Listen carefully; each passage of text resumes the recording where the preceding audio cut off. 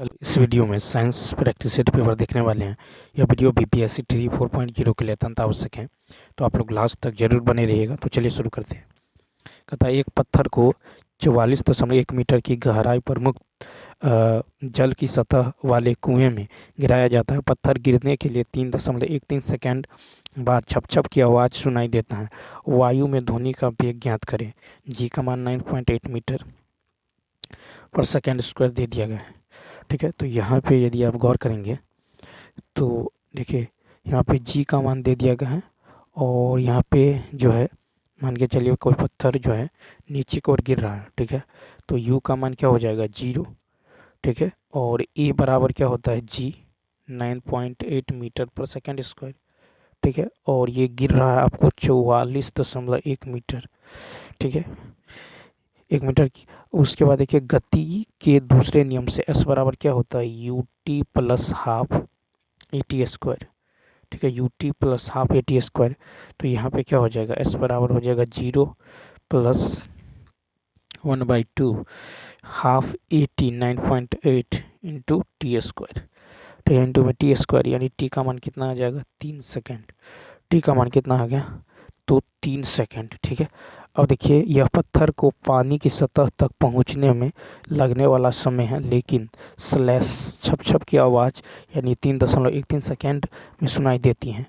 ठीक है, तो ध्वनि गति का समय अंतराल कितना होगा 3.13 माइनस 3, यानी होगा 0.13। ठीक है, तो जो पहले का समय है, ठीक है, उसमें से ये घटा लेंगे तो कितना निकल जाएगा 0.13 सेकेंड। अब देखिए ध्वनि की गति क्या होगा, तो ध्वनि की जो गति होगा ये होगा ध्वनि द्वारा तय की गई दूरी कितना है 44.1 बट्टा में आवर्तकाल 0.13। इसको सॉल्व करेंगे, ये आ जाएगा 339.2 मीटर पर सेकेंड। यानी इसका जो राइट आंसर होने वाला है ये हो जाएगा फर्स्ट ऑप्शन। नेक्स्ट, अब देखिए नेक्स्ट क्वेश्चन है। कहता है कि यदि किसी वस्तु की कंपनों की आवृत्ति घटती है और उसका आयाम बढ़ता है तब क्या होने वाला है, तो दूसरा ऑप्शन तारतम्य घटता है लेकिन प्रबलता बढ़ती है। ठीक है, तो ध्वनि की प्रबलता, ठीक है, 112 का जो हो जाएगा। तो देखिए यहाँ पे ध्वनि की प्रबलता इसके आयाम पर निर्भर करती है। जब किसी जो है कंपित वस्तु का आयाम अधिक होता है तो इसके द्वारा उत्पन्न ध्वनि प्रबल होती है। आवृत्ति ध्वनि की तीक्ष्णता या तारतम्य को निर्धारित करती है। यदि कंपन की आवृत्ति अधिक है तो ध्वनि तीखी होती है, तथा कंपन की आवृत्ति कम होने पर ध्वनि जो है मधुर होती है।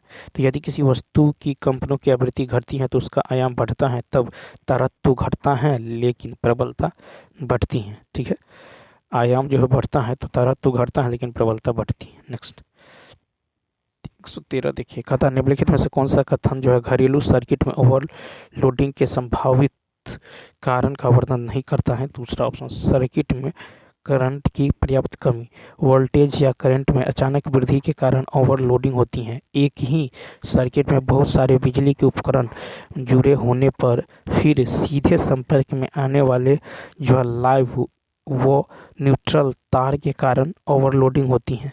कहता जब सर्किट में करंट की पर्याप्त कमी होती है तो ओवरलोडिंग संभव नहीं होती। ठीक है, नेक्स्ट क्वेश्चन की यदि बात करें, 2800 द्रव्यमान की एक जो है एक 90 किलोमीटर प्रति घंटा की गति से यात्रा कर रही है। इस पर 100 मीटर की दूरी हेतु 5600 न्यूटन का मंदक बल लगाया जाता है। इसका वेग कम हो जाता है। तो देखिए यहाँ पे जो है m दे दिया गया है कितना 2800। ठीक है, u दे दिया गया है आपको 90। ठीक है, u दे दिया गया है 90 किलोमीटर पर आवर। इसको मीटर पर सेकंड में कन्वर्ट करेंगे 18×90 कितना आएगा 25 मीटर पर सेकंड। ठीक है, अब f बराबर जो है f बराबर 5600 न्यूटन है। s बराबर है 100 मीटर। s बराबर 100 मीटर।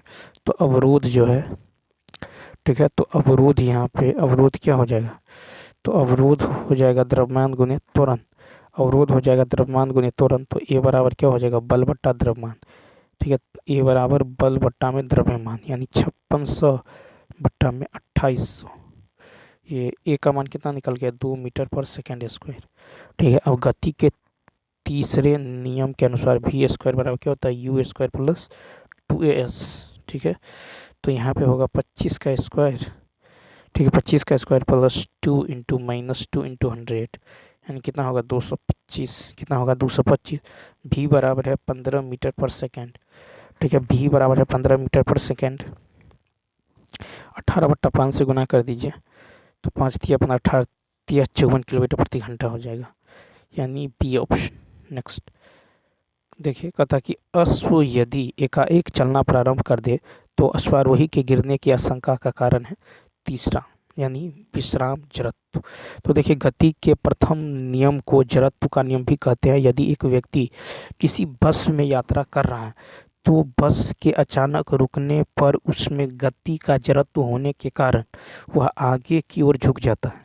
ठीक है, यदि खड़ी बस अचानक चलती है तो वह पीछे की ओर झुक जाता है, क्योंकि इस समय व्यक्ति में विराम का जड़त्व होता है। ठीक है, जड़त्व आघूर्ण होता है mr²। द्रव्यमान संरक्षण का नियम, इस नियम का प्रतिपादन लेवाशिये ने किया था। इसके अनुसार द्रव्यमान को न ही उत्पन्न किया जा सकता है न ही नष्ट किया जा सकता, अर्थात अभिक्रिया में भाग लेने वाले जो अभिकारी पदार्थ होता था उत्पादों का कुल द्रव्यमान नियत रहता। गति के तीसरे नियम को क्रिया प्रतिक्रिया का नियम कहते हैं। ठीक है, तो 115 का जो हो जाएगा ये हो जाएगा तीसरा ऑप्शन। नेक्स्ट देखिए, कहता है जब धात्विक चालक में विद्युत धारा प्रवाहित होती है तो चालक में उत्पादित ऊष्मा की मात्रा इसके खाली स्थान पर निर्भर करती है। तो देखिए 116 का होगा दूसरा ऑप्शन, पदार्थ लंबाई और मोटाई। तो जब धात्विक चालक में विद्युत धारा प्रवाहित की जाती है तो धात्विक चालक का प्रतिरोध उसकी लंबाई के, ठीक है, अनुक्रमानुपाती तथा अनुप्रस्थ काट का क्षेत्रफल के व्युत्क्रमानुपाती होता है, क्योंकि आर समानुपाती क्या होता है, L/A। ठीक है, यानी R बराबर होता है रो L/A। ठीक है, तो जहाँ जो है रो चालक का विशिष्ट प्रतिरोध जो चालक के पदार्थ पर निर्भर करता है तथा चालक, ठीक है, तथा L जो है चालक की लंबाई तथा A जो है चालक के अनुप्रस्थ काट के क्षेत्रफल। नेक्स्ट 117 नंबर है कि अस्थायी चुंबक किस पदार्थ से बनाया जा सकता है। 117 का 3, इस्पात। अस्थायी चुंबक इस्पात का बना होता है। अस्थायी चुंबक का निर्माण एल्युमिनिको से होता है। ठीक है, एल्युमिनिको, एल्युमिनियम, निकेल और कोबाल्ट। नेक्स्ट क्वेश्चन देखिए, कहता कि मान लीजिए एक ऐसा ग्रह जिसका द्रव्यमान और त्रिज्या पृथ्वी के द्रव्यमान और त्रिज्या का 1/3 है। यदि पृथ्वी का गुरुत्वाकर्षण के कारण, ठीक है, त्वरण का मान g, तो ग्रह पर इसका मान होगा 118 का। तो देखिए ग्रह पर त्वरण का मान होगा g बट्टा में 1/3। ठीक है, g बट्टा में 1/3 यानी कितना होगा 3g, यानी a बराबर क्या होता है F/m होता है। a बराबर होता है F/m, यानी कितना हो जाएगा तो 3g। नेक्स्ट क्वेश्चन है कि जब प्रकाश की किरण सघन माध्यम से विरल माध्यम में जाती हैं तो किरण की गति बढ़ जाएगी और वह अभिलंब से दूर झुक जाएगी। तो जब प्रकाश की किरण सघन माध्यम से विरल माध्यम में प्रवेश करती हैं तो किरण की गति में वृद्धि होती है, साथ ही साथ यह अभिलंब से दूर झुक जाती है। ठीक है, नेक्स्ट फिर कहता है कि सितार बजाने से पूर्व कोई सितार वादक सदैव ही सितार की डोरी के तनाव को समायोजित करता है और उसे उचित प्रकार से झंकृत करने का प्रयास करता है। ऐसा करके सितार वादक समायोजित करता है।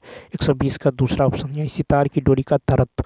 तो सितार बजाने से पूर्व कोई सितार वादक डोरी के तनाव को समायोजित करके सितार की डोरी के तरत्व को समायोजित करता है, क्योंकि तरत्व डोरी की आवृत्ति पर निर्भर करता है। तारत्व जो है डोरी की आवृत्ति पर क्या करता है, निर्भर करता है। ठीक है, तो यहाँ पे जरा राइट आंसर क्या होगा, सितार। ठीक है, सितार की डोरी का तारत्व। 121 नंबर देखिए, 121 है कि एक वस्तु को अवतल दर्पण के सामने उसके वक्रता केंद्र और फोकस बिंदु के बीच स्थित एक बिंदु पर रखा गया है। छवि का निर्माण कहाँ पर होगा। 121 का होगा तीसरा ऑप्शन यानी वक्रता केंद्र से परे किसी बिंदु पर। जब किसी वस्तु को अवतल दर्पण के सामने उसके वक्रता केंद्र और फोकस बिंदु के बीच स्थित किसी बिंदु पर रखा जाता है तो उस वस्तु का प्रतिबिंब वक्रता केंद्र से परे किसी बिंदु पर बनता है। 122 है कि सेकेंड पेंडुलम का आवर्तकाल होता है। 122 का दूसरा 2 सेकेंड, तो सेकेंड लोलक का आवर्तकाल 2 सेकेंड होता है। सेकेंड लोलक का आवर्तकाल 2 सेकेंड होता है पृथ्वी के केंद्र पर। ठीक है, सेकेंड लोलक का आवर्तकाल अनंत होता है। ठीक है, तो आवर्तकाल टी बराबर क्या होता है 2π√100L/g। ठीक है, जहाँ L होता है लोलक की लंबाई, G होता है गुरुत्वीय त्वरण। ठीक है, G होता है गुरुत्वीय त्वरण। उसके बाद देखिए क्वेश्चन नंबर नेक्स्ट की यदि बात करें तो कहता कि आसमान की ओर फेंका गया पत्थर पृथ्वी की ओर वापस क्यों आता है। 123 का हो जाएगा तीसरा ऑप्शन। तो देखिए आसमान की ओर फेंका गया पत्थर पृथ्वी की ओर गुरुत्वाकर्षण बल के कारण वापस खींचा जाता है। नेक्स्ट फिर है कि वह गैस जो रक्त में जो कार्बोक्सी हीमोग्लोबिन बनाती हैं जिसमें दम घुटता है, तो इसका राइट आंसर होगा कार्बन मोनोऑक्साइड। कार्बन मोनोऑक्साइड एक अति विषैली गैस है। श्वास लेने पर यह रक्त के हीमोग्लोबिन से संयुक्त होकर कार्बोक्सी हीमोग्लोबिन नामक यौगिक बनाती है, जिससे हीमोग्लोबिन ऑक्सीजन को ऊतकों तक नहीं पहुंचा पाता, जिससे दम घुटता है। अतः यह मनुष्य के लिए नुकसानदायक होता है। कॉपर सल्फेट को किस वस्तु से बने कंटेनर में सुरक्षित रूप से जो है रखा जा सकता है। 125 का तीसरा चांदी। तो चूंकि चांदी तांबे की तुलना में कम प्रतिक्रियाशील होती हैं, इसलिए उनके बीच कोई जो है विस्थापन प्रतिक्रिया नहीं होती है। चांदी जो है ये चांदी विद्युत का सर्वोत्तम सुचालक होता है। ठीक है, नेक्स्ट 126 नंबर देखिए। कहता है कि दो परमाणु आइसोबार, ठीक है, दो परमाणु आइसोबार यानी समभारी कहलाते हैं यदि 126 का होगा आपको तीसरा ऑप्शन। प्रोटॉन और न्यूट्रॉन की संख्या का योग समान होता है लेकिन प्रोटॉन की संख्या भिन्न होती है। तो देखिए आइसोबार यानी समभारिक में न्यूक्लियॉन की संख्या समान होती है, यानी प्रोटॉन और न्यूट्रॉन का योग, प्रोटॉन और न्यूट्रॉन का योग समान होता है, लेकिन केवल प्रोटॉन और इलेक्ट्रॉन की संख्या उनके बीच भिन्न होती है। नेक्स्ट है कि दृश्यमान ब्रह्मांड में 10⁻22 तारे होने का अनुमान है। दृश्यमान ब्रह्मांड में सितारों के कितने गोल मौजूद हैं। तो 127 का होगा तीसरा ऑप्शन 0.0166 मोल। तो देखिए तारों का एक मोल होता है 6.023 × 10⁻23। ठीक है, तो उपस्थित तारों के मोलों की संख्या जो हो जाएगा ये हो जाएगा 10⁻22 बट्टा में 6.023 × 10⁻23, यानी ये हो जाएगा 0.0166 मोल। ठीक है, नेक्स्ट कहता है कि दिए गए तत्व A, B, C, D, E में से कौन सा परमाणु क्रमांक 1, 3, 7, 10, 11 के साथ क्रमशः समान आवर्त और समान समूह से संबंधित है। 128 का तीसरा। तो यहाँ पे हो जाएगा BCD। ठीक है, BCD, ठीक है, BCD और ABE। ठीक है, तो देखिए इलेक्ट्रॉनिक विन्यास इस प्रकार होता है। A का जो हो जाएगा A का जो होगा Z = 1 यानी 1, B का Z = 3 तो 2 1, C का Z = 7 है तो 2 5, D का Z = 10 है तो 2 8। ठीक है, और E का जो है Z = कितना है 11 तो 2 8 1। ठीक है, तो यहाँ पे देखिए B C और D, B C D एक ही आवर्त के हैं और A B E। ठीक है, और A B और E, A B और E जो है एक ही समूह से संबंधित है। 129 कहता है कि यौगिक A एवं B समान आणविक सूत्र लेकिन विभिन्न संरचना वाले हैं। ठीक है, उन्हें क्या कहा जाता है। तीसरा ऑप्शन यानी इसका राइट आंसर क्या हो जाएगा, तो ये हो जाएगा आपको देखिए C4H10 और C4H10। ये तीसरा संरचनात्मक आइसोमर। ठीक है, तो एक संरचनात्मक समावयवी जिससे एक संरचनात्मक आइसोमर के रूप में भी जाना जाता है, जिसमें दो या दो से अधिक कार्बनिक यौगिकों के आणविक सूत्र समान होते हैं, लेकिन विभिन्न जो है संरचनाएं होती हैं। ब्यूटेन या C4H10 में दो संरचनात्मक आइसोमर्स होते हैं, जिन्हें सामान्यतः ब्यूटेन या अनब्रांच्ड ब्यूटेन एवं आइसोब्यूटेन यानी TI ब्यूटेन कहा जाता है। नेक्स्ट क्वेश्चन देखिए। फिर है अभिक्रिया में 3MnO2 प्लस Al 3MnAl2O3 ऑक्सीकारक है। 130 का फर्स्ट MnO2। तो यहाँ पे MnO2 जो है एल्युमिनियम को ऑक्सीकृत करता है, तो यह स्वयं जो है अपचयित हो जाता है, इसलिए MnO2 एक ऑक्सीकारक के रूप में व्यवहार करता है। 131 नंबर देखिए। कहता निम्नलिखित में से कौन कीटोन का क्रियात्मक समूह? First option. तो देखिए, कीटोन एक क्रियात्मक समूह है जिसमें कार्बन परमाणु के साथ एक दोहरा बंधन जो बनाता है। शेष दो बंधन एल्काइन या एरिल प्रतिस्थापन द्वारा अधिकृत कर लिया जाता है। ठीक है। 132 नंबर देखिए। कहता है कि जब कार्बन डाइऑक्साइड ताजे चूने के पानी के विलयन में से गुजरती हैं तो चूने का पानी दुधिया हो जाता है। चूने के पानी का दुधियापन खाली स्थान के कारण दिखाई देता है। फर्स्ट, विलयशील कैल्शियम कार्बोनेट की उपस्थिति।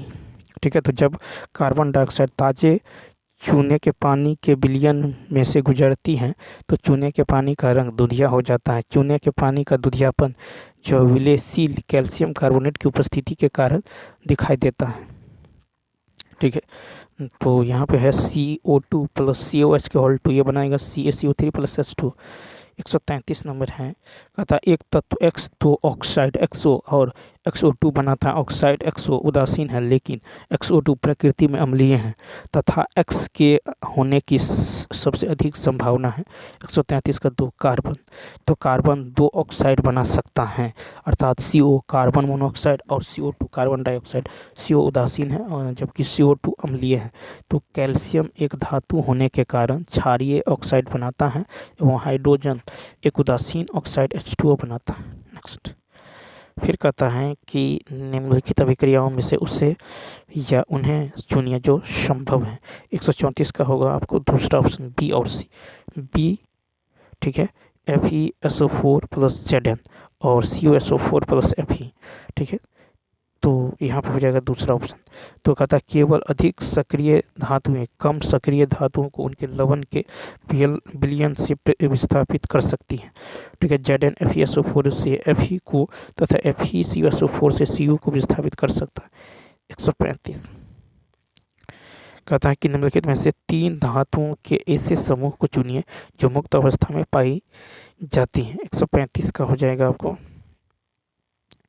135 का राइट आंसर दूसरा हो जाएगा, यानी सिल्वर, गोल्ड और प्लेटिनम। ठीक है। तो यहाँ पे जो है तो सक्रियता श्रेणी में नीचे आने वाली धातुएं सबसे कम अभिक्रियाशील होती हैं। ये स्वतंत्र अवस्था में पाई जाती हैं।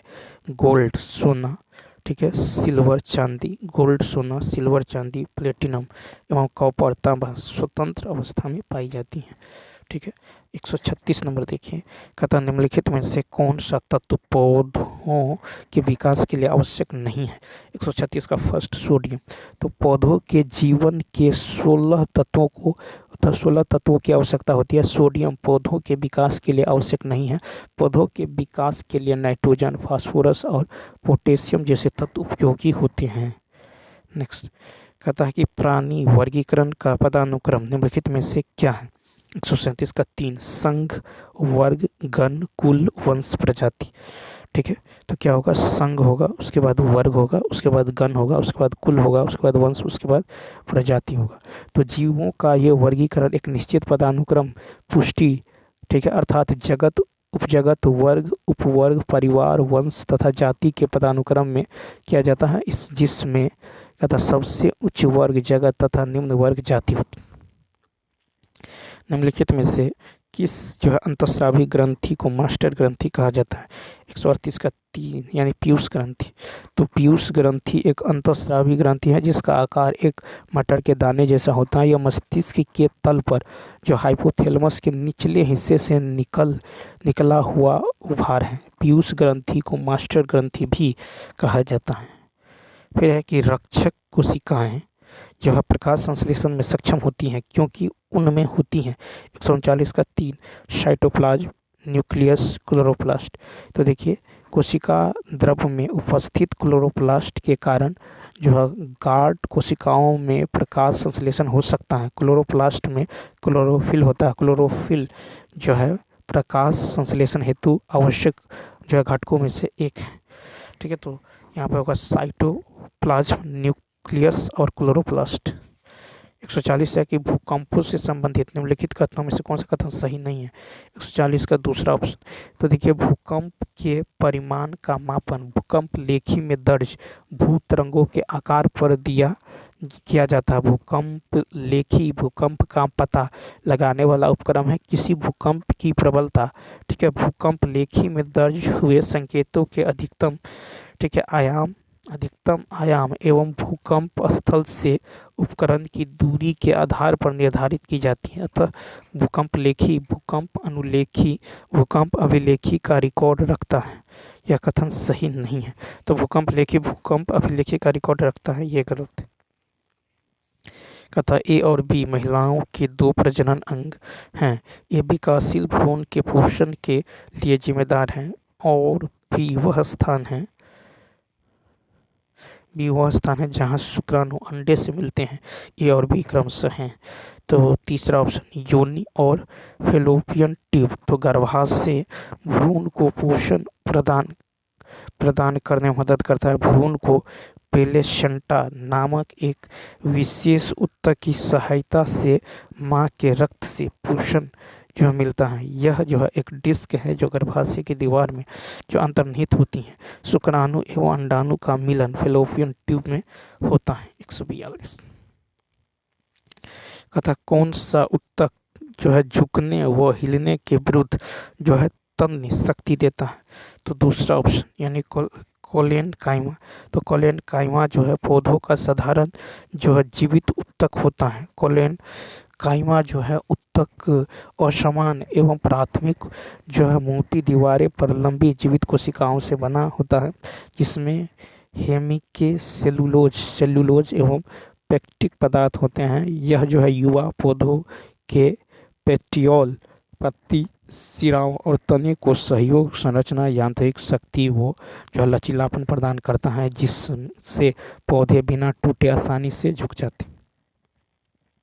कहता ग्लूकोज मुख्य रूप से वृक्क के किस भाग में अवशोषित होता है। तीसरा ऑप्शन तो समीपस्थ कुंडलित नलिका। तो वृक्क में ग्लूकोज जो मुख्य रूप से समीपस्थ कुंडलित नलिकाओं में अवशोषित होता है जो कि वृक्क में मौजूद नेफ्रॉन का खंड होता है। समीपस्थ नलिका को 2 खंडों में विभाजित किया जाता है, पार्स कन्वोल्यूटेड और पार्स रेक्टा है। ठीक है, पार्स जो है कन्वोल्यूटा प्रारंभिक जटिल भाग है और पार्स रेक्टा सीधा अवरोही भाग है। तो समीपस्थ कुंडलित नलिका। नेक्स्ट है कि पत्तियों में खाली स्थान जो है जीवित रहने का लाभ प्रदान कर सकता है अथवा केवल आनुवांशिकी क्रम में योगदान प्रदान कर सकता है। ये है परिवर्तन। तो प्रजातियों में परिवर्तन जीवित रहने का लाभ प्रदान कर सकता है। नेक्स्ट है कि निम्नलिखित में से कौन सा शब्द जो है कहता है कौन सा शब्द समूह को राइजोबियम के साथ सही रूप से पहचाना जा सकता है। 145 का होगा आपको तीसरा ऑप्शन यानी नाइट्रोजन स्थिरीकरण जड़ों की ग्रंथियां फलीदार पादप। तो राइजोबियम भूमि का जीवाणु है जो नाइट्रोजन का यौगिकीकरण करता है। राइजोबियम दलहनी फसलों की जड़ों में ग्रंथियां बनाने की क्षमता रखने वाले उस जीवाणु का नाम है जो वायुमंडल की नाइट्रोजन का स्थिरीकरण कर उसे पौधे तक पहुंचाता है। फिर निम्नलिखित में से कौन से कथन प्रकाश संश्लेषण के संदर्भ में सत्य है। 146 का हो जाएगा 146 का हो जाएगा आपको दूसरा ऑप्शन। तो यानी प्रकाश जो है ये हो जाएगा ए और डी। प्रकाश संश्लेषण से O2 मुक्त होती हैं तथा कार्बन मोनोऑक्साइड जो उपभुक्त होती हैं। ठीक है, और ए में देखिए कहता है कि इस प्रक्रिया में सौर ऊर्जा रासायनिक ऊर्जा में परिवर्तित होती है। ठीक है, तो यहाँ पे जो होगा, प्रकाश संश्लेषण की क्रिया मुख्यतः पौधों में संपन्न होती हैं, जिसके द्वारा सूर्य के प्रकाश जो है मुक्त ऊर्जा को रासायनिक ऊर्जा में परिवर्तित किया जाता है। प्रकाश संश्लेषण में पौधे के हरे भाग सूर्य के प्रकाश की ऊर्जा को ग्रहण कर वायु से ली गई कार्बन डाइऑक्साइड तथा मृदा से शोषित जल द्वारा कार्बोहाइड्रेट का निर्माण करते हैं एवं ऑक्सीजन को बाहर निकालते हैं। फिर है कि वनों के संरक्षण के लिए एक सफल जो है कार्यनीति आवश्यक है। इस कार्यनीति में शामिल होना चाहिए 147 का जो होगा तीसरा ऑप्शन, यानी वनों के सभी भौतिक एवं जैविक संगठनों के संरक्षण के लिए व्यापक कार्यक्रम।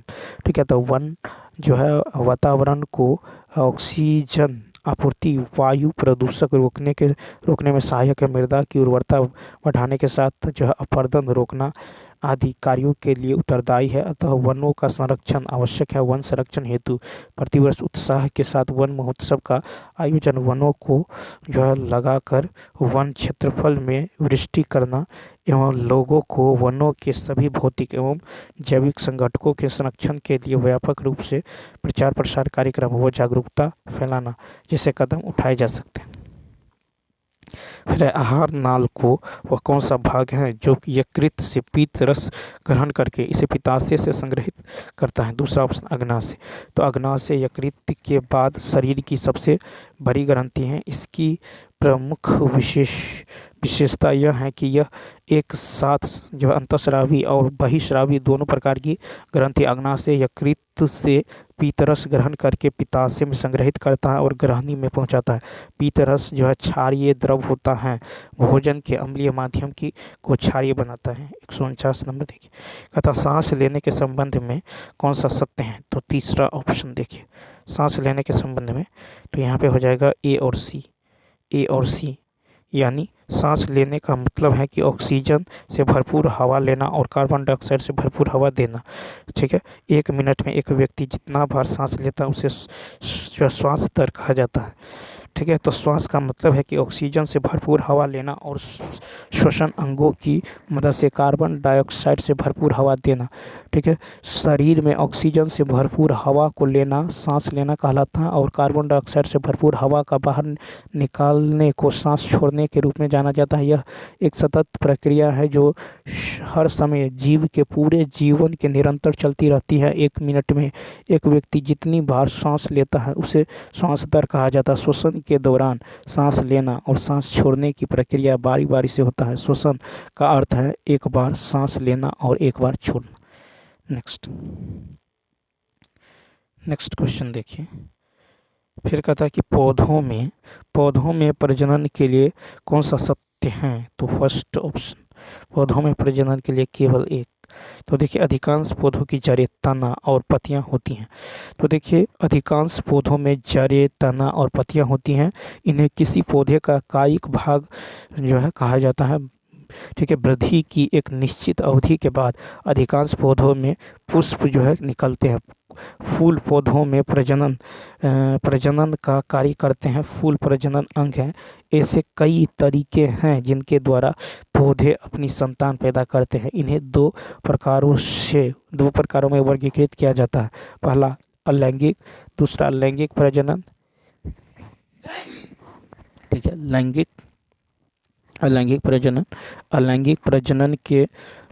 अलैंगिक प्रजनन के पौधे बिना बीज के नए पौधे को जन्म दे सकते हैं, जबकि लैंगिक प्रजनन में नए पौधे बीज से प्राप्त किए जाते हैं। तो चलिए दोस्तों, इस वीडियो में इतना ही। मिलते हैं नेक्स्ट में। Thanks for